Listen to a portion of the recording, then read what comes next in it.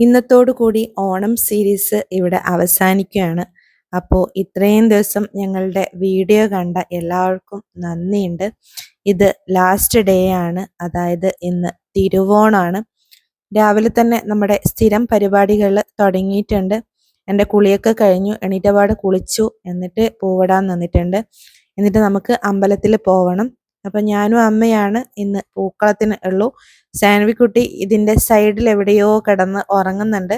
അത് ഞാൻ വീഡിയോയിൽ വേറെ കാണിച്ചു തരാം. ഇന്ന് കുറച്ച് നേരത്തെ പൂക്കളിടാൻ തുടങ്ങിയിട്ടുണ്ട്, കാരണം അത് കഴിഞ്ഞിട്ട് വേണം അമ്പലത്തിൽ പോകാൻ. ഇല്ലെങ്കിൽ ഇതും കൊണ്ട് ഇങ്ങനെ ഇരുന്നിട്ട് അമ്പലത്തിൽ പോവല് ലേറ്റ് ആവും. അപ്പോൾ സാൻവിക്ക് അതുകൊണ്ട് തന്നെ ഭയങ്കര ദേഷ്യമാണ് ഇത്ര നേരത്തെ ഉറക്കത്തിൽ നിന്ന് വിളിച്ചതിന്. അതാണ് സാൻവി അവിടെ എവിടെയോ കിടന്ന് ഉറങ്ങുന്നത്. അപ്പോൾ ഭവീച്ച് ഇപ്പുറത്ത് ഒറ്റയ്ക്കേ ഉള്ളൂ. അച്ഛൻ കമ്പനിക്ക് പോയി ഇരുന്നിട്ടുണ്ട്. ഭവീച്ചിന്റെ ഏകദേശം കഴിഞ്ഞിട്ടുണ്ട്. ഭവീച്ചിനെക്കാട്ടും ഒന്നും കൂടെ നമ്മൾ ലേറ്റ് ആയി പോയി തുടങ്ങാൻ വേണ്ടിയിട്ട്. കളൻ രണ്ടാളും തലേ ദിവസം വരച്ചു വെച്ചിട്ടുണ്ടേനും. അപ്പം ഭവീച്ചും അച്ഛനും അവിടുന്ന് ഇടുന്നുണ്ട്, അമ്മയും ഞാനും ഇവിടുന്ന് ഇടുന്നുണ്ട്. അപ്പോൾ ഇന്ന് തിരുവോണമാണ്. ഇന്ന് നമ്മളെ എല്ലാം കഴിഞ്ഞ് പൂക്കളത്തിന്റെ തിരക്കുകളൊക്കെ ഇന്നത്തോടുകൂടെ അവസാനിക്കും. ഈ ഒരു വീഡിയോ തിരുവോണം കഴിഞ്ഞ് രണ്ടാമത്തെ ദിവസമാണ് ഞാൻ അപ്ലോഡ് ചെയ്യുന്നത്. അന്നത്തെ തിരക്കുകൾ കൊണ്ട് എനിക്കിത് എഡിറ്റ് ചെയ്യാനോ വോയിസ് ഓവർ കൊടുക്കാനോ ഒന്നും പറ്റിയിട്ടുണ്ടായിരുന്നില്ല. അപ്പോൾ ഇനി നമുക്ക് പുതിയ വേറെ പല വീഡിയോസുകളായിട്ട് വരും. ഇത്രയും ദിവസം ഞങ്ങളെ കണ്ട് സഹായിച്ചതുപോലെ ഇനിയുള്ള വീഡിയോസും നിങ്ങൾ കാണണം, ഞങ്ങളെ പ്രോത്സാഹിപ്പിക്കണം. അപ്പോൾ സാൻവി ഉറങ്ങുന്നത് ഇതിൽ കാണിച്ചിട്ടുണ്ട്. സാൻവി പുതപ്പൊക്കെ പൊതിച്ചിട്ട് എണീറ്റിനോന്ന് ചോദിച്ചാൽ എണീറ്റിന്, ഇല്ലേന്ന് ചോദിച്ചാൽ ഇല്ല എന്ന് പറഞ്ഞ രീതിയിൽ അവിടെ കിടന്നുറങ്ങുന്നതാണ്. അപ്പോൾ രാവിലത്തെ ഒരു വ്യൂ ഇങ്ങനെയാണ്. ഇന്ന് നമ്മളെല്ലാവരും ഇപ്പുറത്തു നിന്നാണ് ഭക്ഷണമൊക്കെ കഴിക്കുന്നത്. അപ്പോൾ ഞങ്ങൾ അമ്പലത്തിൽ പോയി വന്നിട്ട് വേണം ഇനിയുള്ള ബാക്കി പരിപാടികളൊക്കെ തുടങ്ങാൻ.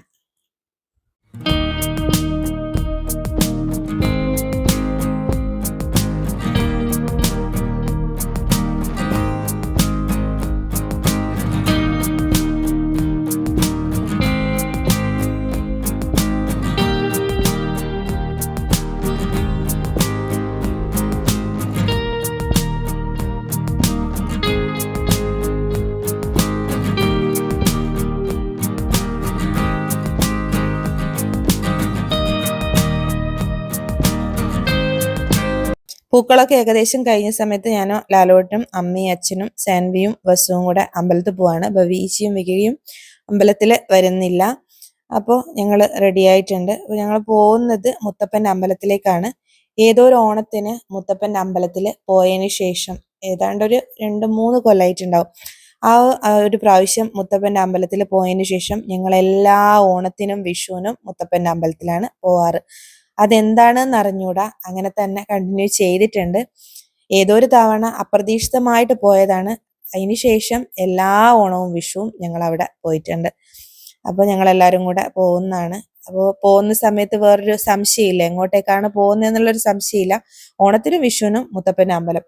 ഇത് നിങ്ങൾക്ക് എല്ലാവർക്കും അറിയാവുന്നതായിരിക്കും. വടകര റെയിൽവേ സ്റ്റേഷന്റെ തൊട്ടടുത്തുള്ള മുത്തപ്പൻ്റെ അമ്പലമാണ്. വലിയ തിരക്കുകളോ കാര്യങ്ങളോ ഒന്നും തന്നെ ഉണ്ടാവില്ല. അപ്പോൾ ഞങ്ങളന്ന് പ്രാർത്ഥിക്കുകയെല്ലാം ചെയ്ത് അവിടുന്ന് പ്രസാദമൊക്കെ വാങ്ങിച്ച് അവിടെ പിന്നെ ഓണത്തിനും വിഷുവിനും, വിഷു ആകുമ്പോൾ കൈനീട്ടം ഉണ്ടാവും. ഓണത്തിനും വിഷുവിനൊക്കെ പ്രസാദമായിട്ട് പായസം, ലഡു അങ്ങനത്തെ കാര്യങ്ങളൊക്കെ ഉണ്ടാവും. വലിയ തിരക്കുണ്ടാവില്ല ഈ ഒരു അമ്പലത്തിൽ.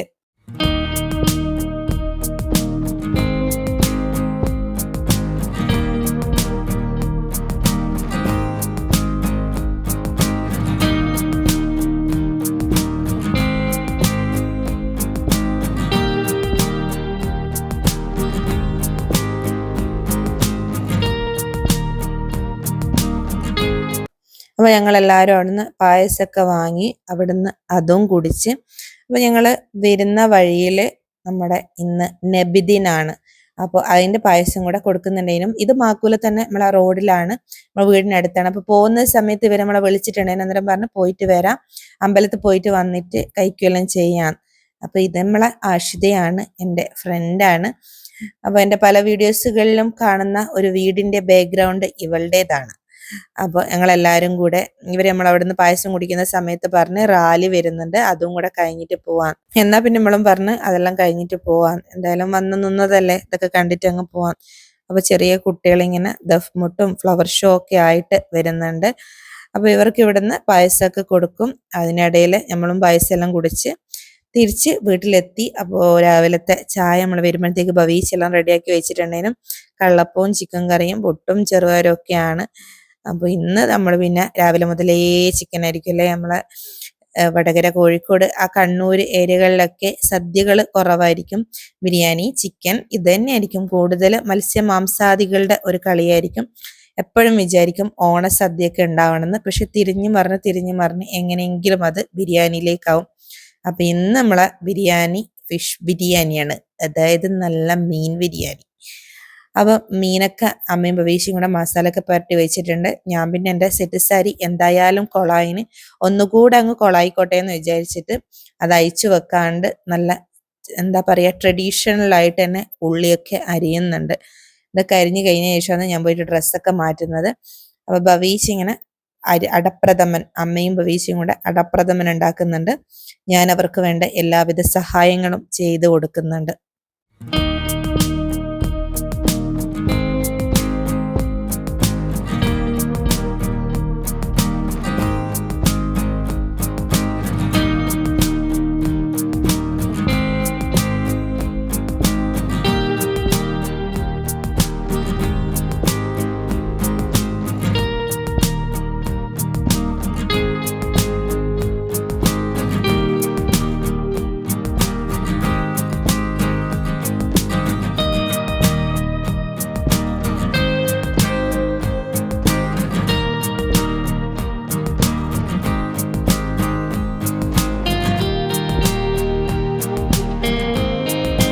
വസുവിനെ നോക്കേണ്ട ഡ്യൂട്ടി വികമോക്കായിരുന്നു. അപ്പോൾ വികയും വസുവും കൂടെ കളിച്ചുകൊണ്ടിരിക്കുന്നുണ്ട്.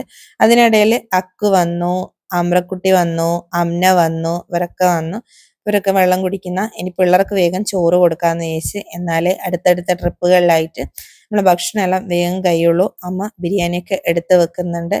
അപ്പൊ അമ്മയും അമ്രയും ഒക്കെ ഉണ്ട്. അപ്പൊ ഇവരൊക്കെ ഭക്ഷണം കഴിച്ചിട്ടാണ് നമ്മൾ പിന്നെ ഭക്ഷണം കഴിക്കുന്നത്. വികമോള പിന്നെ ബാക്കിലും മുന്നിലും ഒക്കെ ആയിട്ട് വീഡിയോസ് ഇങ്ങനെ എടുത്തുകൊണ്ടിരിക്കുന്നുണ്ട്.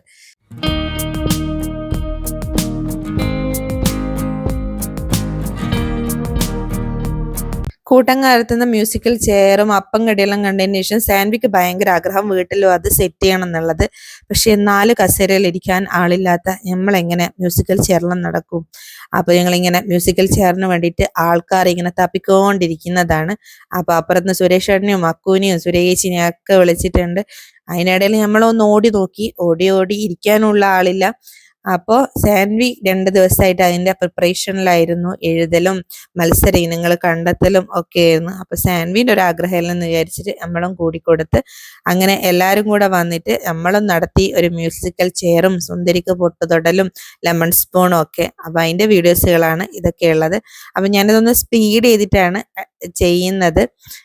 അപ്പൊ നിങ്ങൾക്ക് കണ്ടിട്ട് ബോറടിക്കണ്ടെന്ന് വിചാരിച്ചിട്ട്. അപ്പൊ ഞങ്ങളിങ്ങനെ ഇതെല്ലാം പരിപാടികളെല്ലാം നടത്തിക്കൊണ്ടിരിക്കുന്നതാണ്. ഈ പരിപാടികളിൽ ഞാനാണ് മ്യൂസിക്കൽ ചെയറിന് ഫസ്റ്റ് കിട്ടിയത്. അപ്പൊ ഇതൊന്ന് കണ്ടു നോക്കാം കേട്ടോ.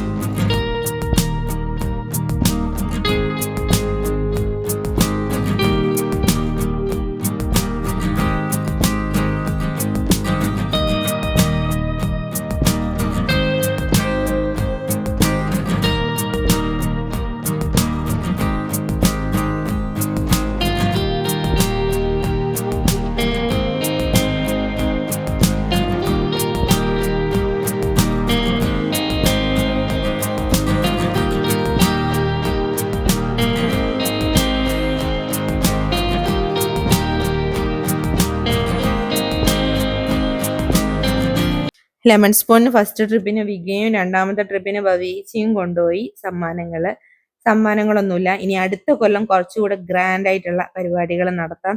സ്വന്തമായിട്ടൊരു സുന്ദരീനെ പോലും വരക്കാൻ അറിയാത്ത കുടുംബമാണ് ഗൈസ് ഞങ്ങളുടേത്. ഞാൻ പറയാറില്ലേ, വര ഞങ്ങളുടെ എവിടെയും എഴുതിയിട്ടില്ല, തലയിലും എഴുതിയിട്ടില്ല, കയ്യിലും എഴുതിയിട്ടില്ല.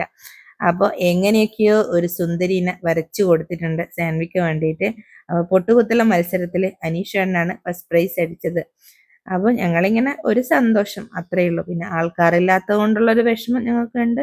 പക്ഷെ ഇനിയുള്ള അടുത്ത കൊല്ലങ്ങളിലൊക്കെ നമുക്ക് ആൾക്കാരെല്ലാം കൂടുതൽ പിടിക്കാം. ഇതിപ്പോൾ നമ്മൾ തന്നെ ഒരു ആഗ്രഹത്തിന് ഉച്ചയ്ക്ക് ഉറങ്ങാണ്ട് നിൽക്കാൻ വേണ്ടിയിട്ടുള്ള ഒരു വഴി എന്നുള്ള രീതിക്ക് കണ്ടുപിടിച്ചതാണ്. അപ്പോൾ അങ്ങനെയൊക്കെ നമ്മൾ ഓണത്തിൻ്റെ ഉച്ചയ്ക്ക് ശേഷം ആഘോഷിച്ചു.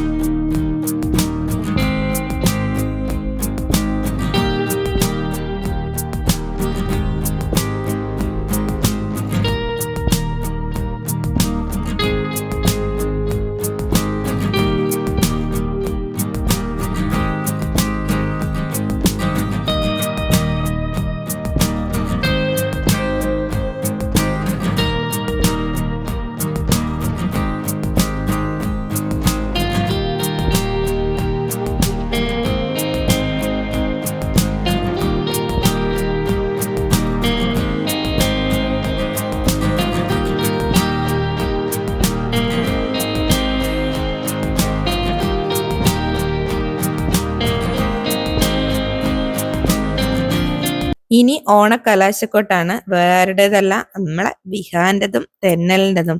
രണ്ടാളെയും പിടിച്ച് ഭവീച്ചിന്റെ പൂക്കളത്തിന്റെ നടുവിലിരുത്തി കൊടുത്ത് പിന്നെ അങ്ങോട്ട് വാരി ചാടലായിരുന്നു ഗൈസ്. അവര് കളിക്കട്ടെ അല്ലേ, അവര് കളിക്കേണ്ട പ്രായമല്ലേ. അപ്പൊ രണ്ടാളെയും നല്ലോണം കൈയെല്ലാം കഴിച്ചു കൊടുത്തിട്ടുണ്ട്. പിന്നെ കാണാൻ ആഷിത വിളിക്കുന്ന, എടി ഇവിടെയുണ്ട് പരിപാടി, ഇങ്ങള് വാന്നും പറഞ്ഞിട്ട്. അപ്പൊ ഫിറോസ്ക പൊട്ടുകുത്തുന്നു, ബബീച്ച് പൊട്ടുകുത്തുന്നു, ഞാൻ പൊട്ടുകുത്തുന്ന വീഡിയോ സാൻവി തലതിരിച്ചിട്ട് എങ്ങാനാണ് എടുത്തത്. അതുകൊണ്ട് ഞാനിതിൽ ആഡ് ചെയ്തിട്ടില്ല.